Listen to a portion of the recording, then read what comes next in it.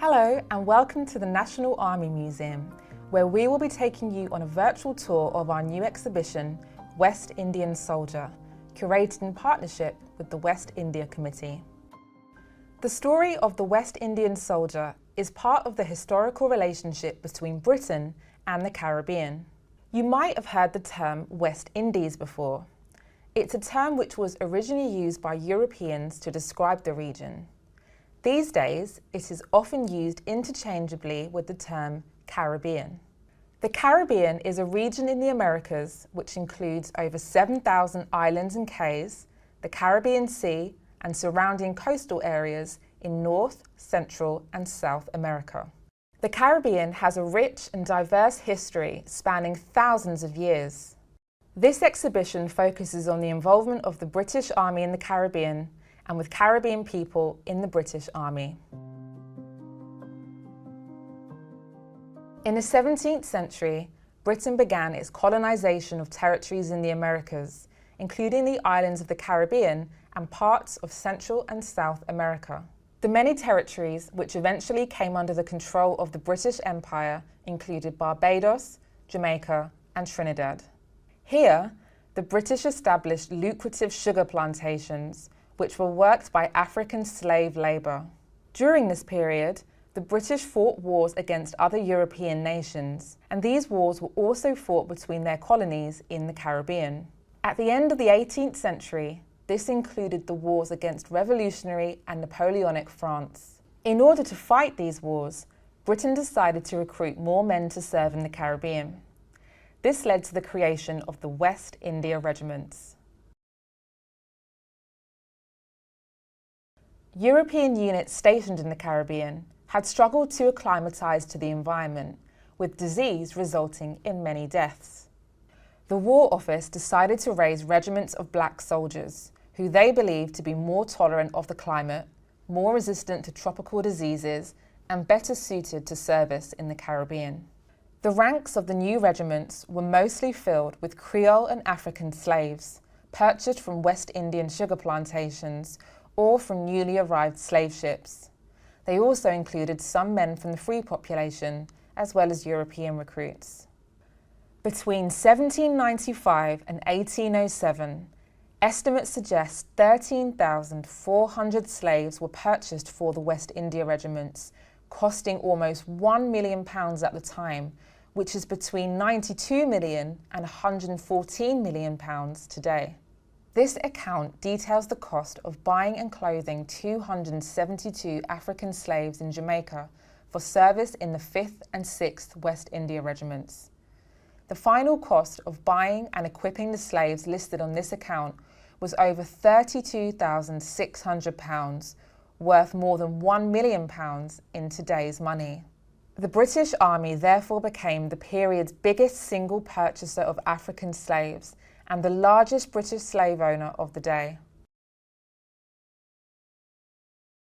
Between 1801 and 1807, there was much debate about the legal status of the West India Regiment's soldiers and whether they were subject to slave laws or not.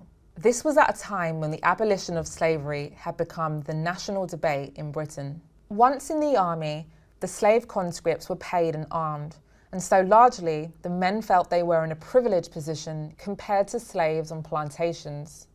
But with a lack of clarity over their status, a mutiny broke out on Dominica in 1802 amongst a portion of the 8th West India Regiment who feared being sold on to slave plantations. This oil painting from 1803 depicts a private of the 8th West India Regiment. The painting is significant as it is amongst the earliest known oil paintings to depict an armed black soldier as the main and only subject. Arguments about the soldier's status continued until the Mutiny Act of 1807 was passed, 2 days before the bill abolishing the slave trade. It finally declared the West India Regiments free men. These 8 lines freed around 10,000 men immediately, the largest number of slaves liberated in the Americas in one single event to that date. This document states that these men shall be taken to be free as if they had been born free. It marked the first major step taken by Britain to end slavery. Eventually, the use of slave labour was abolished throughout the British Empire in 1833.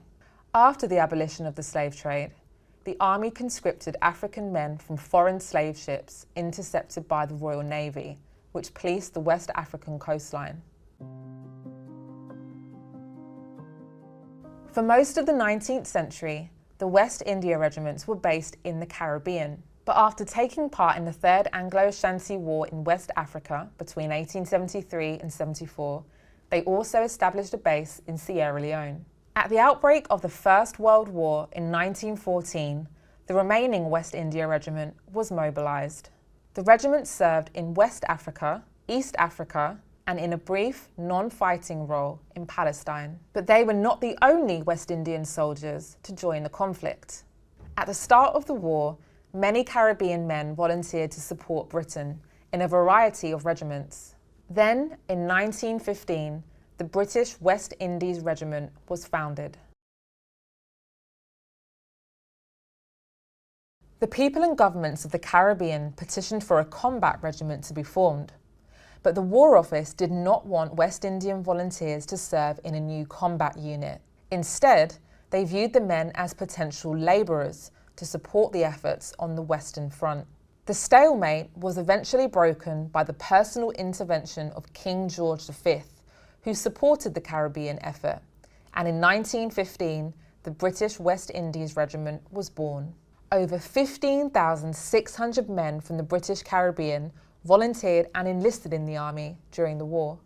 This poster, aimed at potential recruits in the Bahamas, was probably published in early 1916 after two initial contingents of local men had already arrived in the listed war theatres. In total, 486 men from the Bahamas volunteered for the British West Indies Regiment, with others serving in the regular British, Canadian and American armies. Due to colonial policies, the War Office did not wish to have non-white troops fighting white troops. Therefore, the 1st and 2nd Battalions were sent to Egypt and the 5th to fight the Turkish Ottoman Empire. The other battalions were sent to Europe, where they were employed as labour battalions, providing vital support alongside many British battalions on the Western Front. They served in some of the most famous battles, including the Somme and Ypres. This war diary records the experiences of the 1st Battalion of the British West Indies Regiment, from details of everyday life to the specifics of their actions in combat.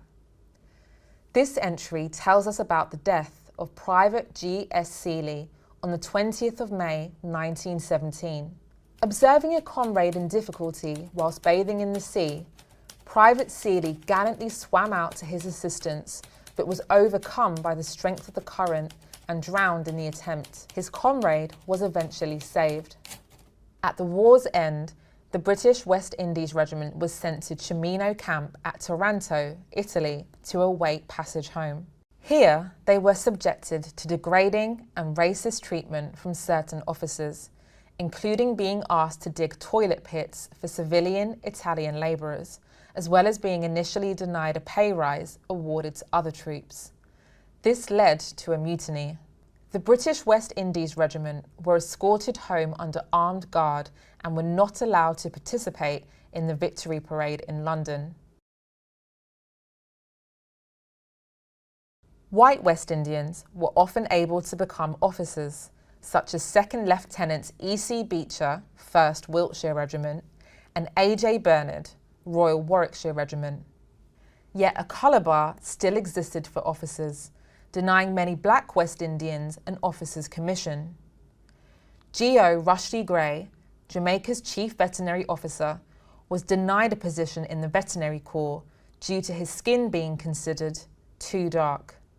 Despite this, some West Indians of African ancestry managed to become officers, including Walter Tull, born in Britain, and Ewan Lucy Smith from Jamaica. Here, we have a memorial plaque known as the Dead Man's Penny. It was issued to the family of 2nd Lieutenant Ewan Lucy Smith. Lucy Smith served in the 1st Battalion of the Royal Warwickshire Regiment. In March 1915, he travelled to France, where he was killed in the Second Battle of Ypres on the 25th of April 1915, aged 25.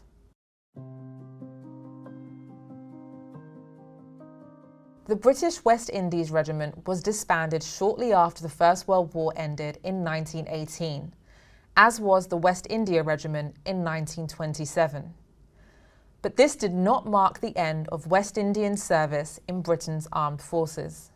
In the Second World War, the Caribbean made a major contribution not only in the army, but also other services, most notably the RAF.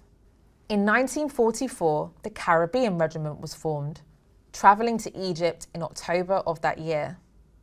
This was as part of the garrison protecting the Suez Canal. The regiment remained here until the end of the war, although they did not fight. In addition to men, Caribbean women served in the Women's Auxiliary Territorial Service, or ATS. The ATS was formed in 1938 as the threat of war increased to free up male soldiers for the front line. 600 West Indian women volunteered to join the ATS. Half stayed in the Caribbean, while 100 served in Britain. These photographs highlight some of the roles that the women took on. In this photograph, we can see women working in a library in Trinidad, and some Caribbean women served in Britain as clerical workers and telephonists. Other women served as cooks and drivers. They also staffed anti-aircraft guns and barrage balloons. West Indian women already living in Britain worked as nurses and in factories. This photograph shows women working in a store, while here we can see a group of nurses standing outside a hospital. Back in the West Indies, women helped the war effort by working in hospitals and agriculture. ATS women in general were not treated the same as men.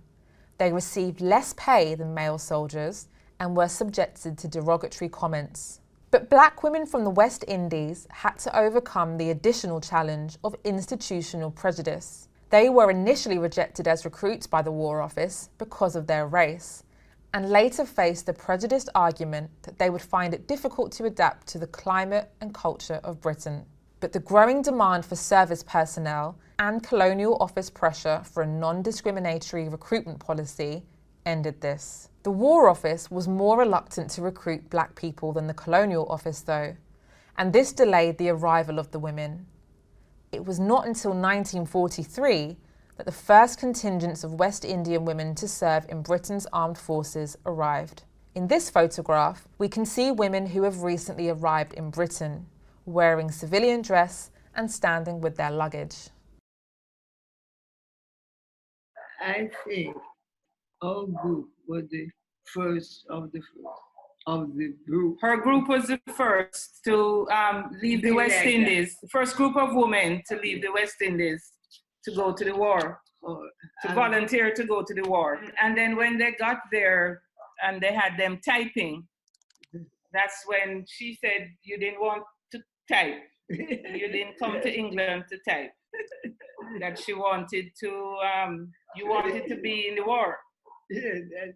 Most of the women who came from the West Indies, they were happy to stay in London and type, or whatever they had them doing. But that mummy had wanted to go off, wanted to go off and do more.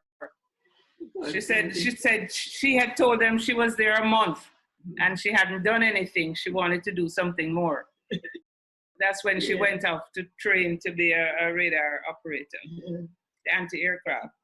Today, many of the Caribbean nations which were formerly part of the British Empire are independent countries, including Jamaica, Barbados, and Trinidad and Tobago, but they remain as part of the Commonwealth.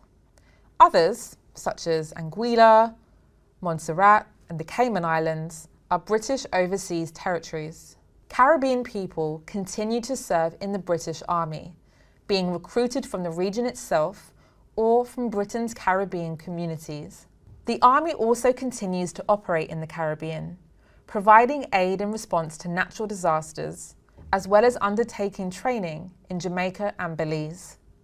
In Britain, the 21st century has seen growing calls for the recognition of the contributions made by West Indian servicemen and servicewomen to the British Army, particularly in the First and Second World Wars. Visit the National Army Museum and the West India Committee websites to explore the story of the West Indian soldier further and access our digital learning resources. Thank you for coming on this tour. We hope to see you at the museum and West India Committee UNESCO Library soon.